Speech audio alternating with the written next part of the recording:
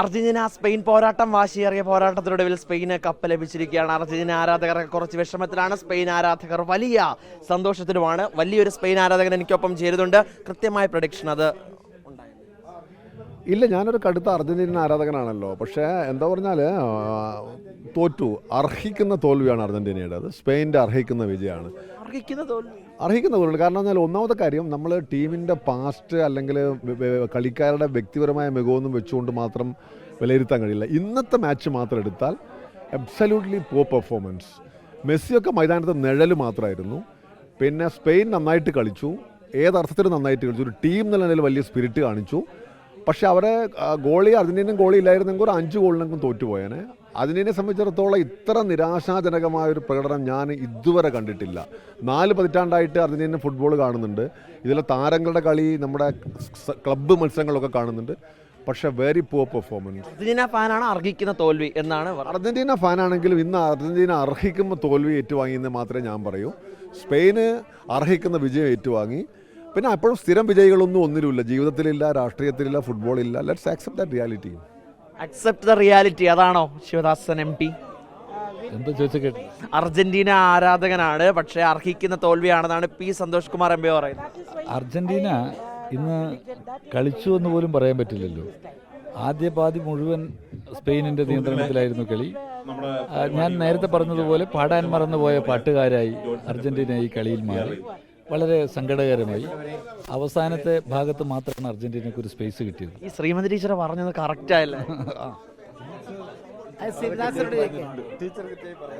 കൃത്യമായി പ്രഡിക്റ്റ് ചെയ്തത് കറക്റ്റ് ആയി.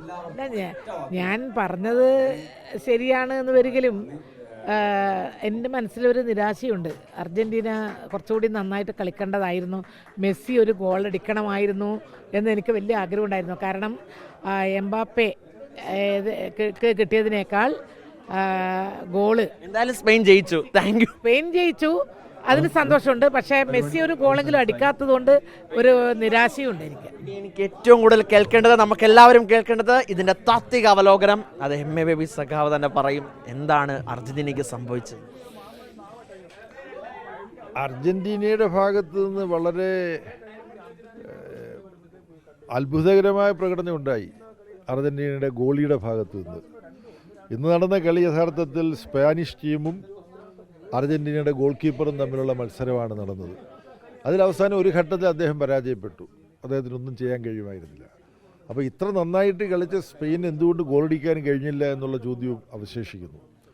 ഇന്ന് ചാമ്പ്യൻഷിപ്പിന് അവകാശപ്പെട്ട കളി കളിച്ചത് സ്പെയിനാണ്. ഇതിനു മുമ്പ് നടന്ന 7 കളികൾ, ഗ്രൂപ്പ് സ്റ്റേജ് മുതൽ സെമി ഫൈനൽ വരെ കളിച്ച അർജന്റീനയെ നമുക്കിന്ന് കോർട്ടിൽ കാണാൻ കഴിഞ്ഞില്ല. ഇതിനു മുമ്പുള്ള 7 കളികൾ, 8ാമത്തെ കളിയാണ് ഫൈനൽ. ഇതിനു മുമ്പ് നടന്ന 7 കളികളിലെ മെസ്സിയെ നമുക്ക് ഇത്തവണ കാണാൻ കഴിഞ്ഞില്ല.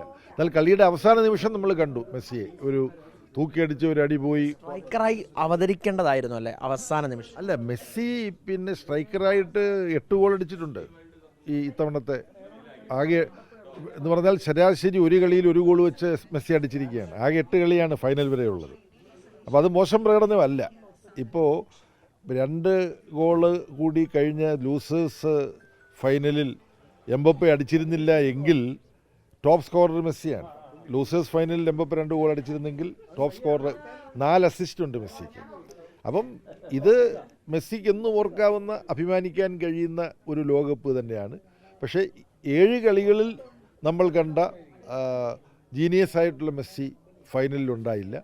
അഥവാ വസ്തുതാപരമായി പറഞ്ഞാൽ ഫൈനലിൻ്റെ അവസാനത്തെ ഒരു 7-8 മിനിറ്റിലുണ്ടായി, അതിനു മുമ്പ് ഉണ്ടായില്ല. അർജന്റീന ആരാധകൻ എന്ന നിലയിൽ അവസാന നിമിഷം കണ്ണ് നിറയ്ക്കുന്നതായിരുന്നോ? ഇല്ല, അങ്ങനെ വൈകാരികമായിട്ട് ഇതിനെ സമീപിക്കേണ്ട പ്രായമൊക്കെ കഴിഞ്ഞു. മുമ്പ് ഒരു ലോകകപ്പിൽ മറഡോണ കളിച്ച അമേരിക്കയിൽ വെച്ച് നടന്ന ഒരു ലോകകപ്പിൽ ഇടയ്ക്ക് വെച്ച് ചില കെട്ടിച്ചമച്ചതെന്ന് സംശയിക്കപ്പെടുന്ന കുറ്റം പറഞ്ഞ് മറഡോണയെ കളിയിൽ നിന്ന് വിലക്കുകയുണ്ടായി. അതുവരെ അതിഗംഭീരമായിട്ടാണ് മറഡോണ ഉണ്ടായിരുന്ന പിന്നെ അർജന്റീന ഗ്രീസിനെ 3 ഗോളിന് തോൽപ്പിച്ചു. അതിനകത്ത് മനോഹരമായൊരു മറഡോണയുടെ ഗോളുണ്ടായിരുന്നു. ഇതൊക്കെ കഴിഞ്ഞ് പിന്നെ മറഡോണ ഇല്ലാത്ത അർജന്റീനയെ കളിക്കണം റുമേനിയയോട് അവർ തോറ്റു. അപ്പോൾ ഞാനും എൻ്റെ മകനും കൂടെ കെട്ടിപ്പിടിച്ച് കണ്ണ് നിറഞ്ഞ് സങ്കടപ്പെട്ട് ഓർക്കുന്നു. പക്ഷേ ഇപ്പോൾ ആ ഘട്ടം കഴിഞ്ഞു. നമ്മുടെ റഹീം എം പിയുടെ മകൻ വല്ലാണ്ട് വികാരാധീനനായ ഒരു കാഴ്ചയുണ്ടായിരുന്നു. അത് കണ്ടിട്ട് അന്നത്തെ ആ കാലം ഓർമ്മ വന്നോ? അത് കണ്ടപ്പോൾ ഞാൻ ഓർത്തുകൊണ്ടിരുന്നത് മകനും ഞാനും കൂടെ ഒരുമിച്ച് സങ്കടപ്പെട്ട ഈ അമേരിക്കയിൽ മുമ്പ് നടന്ന ലോകകപ്പാണ്. അടുത്ത ലോകകപ്പിൽ ഇന്ന് ഈ മകനും അച്ഛനും ഒരുമിച്ചിരുന്ന് സങ്കടപ്പെട്ടത് തിരിച്ച് സന്തോഷമായി മാറും. പുതിയ തലമുറ പിന്നെ അർജൻറ്റീനയുടെ കളിക്കാരുടെ കൂട്ടത്തിൽ ചെറുപ്പക്കാരായിട്ട് ഒരുപാട് പേരുണ്ട്. ടീമിൽ ഉൾപ്പെടുത്താൻ കഴിയാതെ പോയ കൗമാരപ്രായത്തിൽപ്പെട്ട ഒരുപാട് പ്രതിഭകളുണ്ട്. ഒരുപാട് അത്ഭുത പ്രതിഭാസങ്ങളെ സൃഷ്ടിച്ചിട്ടുള്ള മരിയോ കെമ്പസ് എന്ന് പറഞ്ഞ് നേരത്തെ വളരെ വലിയൊരു കളിക്കാരുണ്ടായിരുന്നു. പിന്നെ മറഡോണ വന്നു, ഇപ്പോൾ മെസ്സി വന്നു. ഒരു സംശയം വേണ്ട, അടുത്ത ലോകകപ്പ് കളിക്കാൻ പുതിയ തലമുറ. പ്രതീക്ഷാ പരാജയത്തിന്റെ താത്വിക അവലോകനം അത് കൃത്യമായി പറഞ്ഞിരിക്കുകയാണ് CPM ജനറൽ സെക്രട്ടറി. CPMന്റെ ഒരു കരുത്തുറ്റ മുഖമാണ്. എന്നോട് അല്പം മുമ്പ് സംസാരിച്ചപ്പോഴും പറഞ്ഞിരുന്നു അർജന്റീന ജയിക്കുമെന്ന്. ആ റീലുകളൊക്കെ വൈറലാവുന്നുണ്ട്. എന്താണ് എന്തായാലും കടുത്ത നിരാശ സമ്മാനിച്ചൊരു ദിവസമായി പോയി. കളിയുടെ ആദ്യഘട്ടം മുതൽ തന്നെ സ്പെയിനിൻ്റെ ഒരു സമഗ്രാധിപത്യം കാണാനുണ്ടായിരുന്നു കളിക്കളത്തിൽ. പക്ഷേ എങ്കിലും ഒരു അത്ഭുതം സൃഷ്ടിച്ച് തിരിച്ചു വരും എന്നാണല്ലോ സ്വാഭാവികമായി പ്രതീക്ഷിക്കുക. കഴിഞ്ഞ അനുഭവങ്ങളും അതായിരുന്നു. പക്ഷേ ഇത്തവണ നിരാശയാണ് സമ്മാനിക്കപ്പെട്ടത്. കേരള ഹൗസിൽ മുഴുവനും ആ പരാജയത്തിന് ശേഷം മകൻ്റെ നേർക്കായിരുന്നു. കുഞ്ഞവൻ ഇത്രയും ഇമോഷനാവുമെന്ന് ഞാനും കരുതിയില്ല. കടുത്ത മെസ്സി ഫാനാണ്. അർജന്റീന സ്കൂളിൽ പോകുന്നതിനെ പറ്റി വലിയ പ്രയാസമാണ്. അത് വിടാതിരിക്കുന്നതാണ് നല്ലതെന്ന് തോന്നുന്നു. പേച്ചപ്പ് ചെയ്തിട്ട് വിടുന്നതാണ് നല്ലത്. NK പ്രേമചന്ദ്രൻ MP കൂടി ചേരുന്നുണ്ട്. എന്താണ് അവസാന നിമിഷം സംഭവിച്ചത്? നേരത്തെ സൂചിപ്പിച്ചതുപോലെ തികച്ചും നിരാശാജനകമായ ഒരു ഫൈനൽ മത്സരമായിരുന്നു ഈ മത്സരം. നിരാശാജനകം അർജന്റീന പരാജയപ്പെട്ടതുകൊണ്ട് മാത്രമല്ല ഞാൻ പറയുന്നത്, ആവേശകരമായ ഒരു മത്സരം, ഫൈനൽ മത്സരം കാഴ്ചവെക്കാൻ കഴിഞ്ഞില്ല. അതിന് കാരണം ഏകപക്ഷീയമായ മത്സരമായി പോയി. സ്പെയിൻ്റെ സമ്പൂർണ്ണമായിട്ടുള്ള മേധാവിത്വമായിരുന്നു. കളിയുടെ തുടക്കം മുതൽ ഏതാണ്ടൊരു 10 മിനിറ്റ് അവസാനിക്കുന്നതിന് 10 മിനിറ്റ് വരെ മുഴുവൻ സമയവും സ്പെയിൻ്റെ ആധിപത്യമായതുകൊണ്ട് തന്നെ ഏകപക്ഷീയമായ മത്സരമായി മാറി. ഏതാണ്ട് ആദ്യത്തെ 90 മിനിറ്റിനുള്ളിൽ ഒറ്റ പ്രാവശ്യം മാത്രമാണ് ഗോൾ വലയത്തിലേക്ക് ബോൾ പോയിക്കാൻ അർജന്റീനയ്ക്ക് കഴിഞ്ഞത്. അപ്പോൾ ചുരുക്കി പറഞ്ഞാൽ വളരെ വളരെ വളരെ നിരാശ ജനിപ്പിക്കുന്ന ഒരു പെർഫോമൻസ്. ഒരു പക്ഷേ അർജന്റീനിയൻ ഗോൾ കീപ്പറുടെ മികവാർന്ന പെർഫോമൻസ് ഇല്ലായിരുന്നെങ്കിൽ 6 കുറയാത്ത ഗോളിന് അർജന്റീന പരാജയപ്പെടേണ്ടുന്നൊരവസ്ഥയായിരുന്നു. അതായിരുന്നു അവരുടെ പെർഫോമൻസ്. ഭാഗ്യം അവരെ കടാക്ഷിച്ചു, അല്ലെങ്കിൽ കൂടുതൽ ഗോളിന് തോൽക്കേണ്ടതായിരുന്നു. ഗംഭീര പെർഫോമൻസ് ആയിരുന്നു സ്പെയിൻ. അതാണ് അർജന്റീനയ്ക്ക് തിരിച്ചടിയായത് എന്നാണല്ലോ അതിൻ്റെ ചുരുക്കം.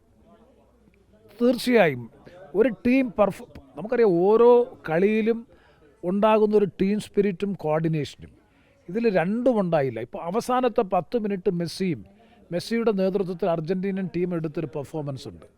അവരെന്തുകൊണ്ടത് നേരത്തെ അതിൻ്റെ ഒരു 10-1 പോലും കാണിച്ചില്ല എന്ന് മാത്രമല്ല, ടോട്ടലി ഡിഫൻസീവായിരുന്നു.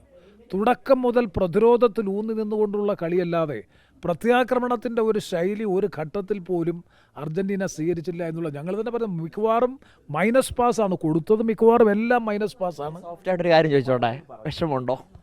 അർജന്റീന പരാജയപ്പെട്ടതിലുള്ളൊരു വിഷമമുണ്ട്. പ്രത്യേകിച്ചും ലയണൽ മെസ്സി എന്ന ക്യാപ്റ്റൻ, അദ്ദേഹം ഒരുപക്ഷെ റിട്ടയർമെൻ്റ് ആയിരിക്കാം. ഇങ്ങനെ ഒരു സാഹചര്യത്തിൽ റിട്ടയർ ചെയ്യേണ്ട ആളല്ല ലയണൽ മെസ്സി. എന്നും അദ്ദേഹത്തിൻ്റെ കളിയുടെ ബ്യൂട്ടി കാണാമെന്നുണ്ട്. അവസാനത്തെ 2 ബോൾ അയാൾ കൊടുത്തത് സത്യത്തിൽ അത് ഹെഡ് ചെയ്യുക അല്ലെങ്കിൽ പ്രോപ്പറായി ചെയ്തിരുന്നെങ്കിൽ ഗോളാകും.